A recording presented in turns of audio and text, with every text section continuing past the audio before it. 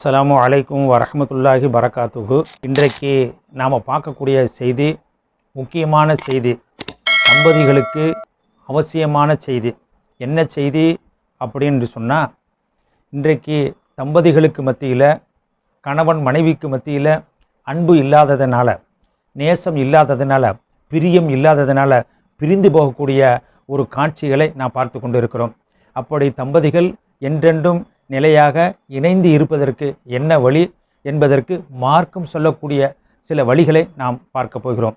என்ன என்று சொன்னால், கணவன் மனைவியை நேசிக்க, மனைவி கணவனை நேசிக்க உணவிலோ அல்லது நறுமண பொருளிலோ 10 முறை ஓதி, உணவில் ஊதி அல்லது நறுமண பொருளில் ஊதி அவர்களை நுகரச் செய்தால், அல்லது நறுமணத்தை அவர்கள் மீது தடவி விட்டால், உணவை அவர்களுக்கு உண்ண கொடுத்தால், கணவன் மனைவி, மனைவி கணவன் 2 பேர்களும் அன்பாக நேசமாக இருப்பார்கள்.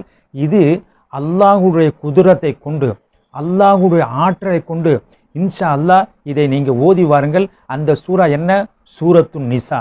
இந்த சூரத்து நிசாவை 10 முறை ஓதி உணவிலும் நறுமண பொருளிலும் நீங்கள் ஏதாவது ஒன்றை அவர்களுக்கு கொடுத்து வாருங்கள். இன்ஷா அல்லாஹ் கண்டிப்பாக அல்லாஹ்வுடைய ஆற்றலை கொண்டு அந்த தம்பதிகள் அன்புள்ள தம்பதிகளாக, இணை பிரியாத தம்பதிகளாக வாழ்வார்கள்.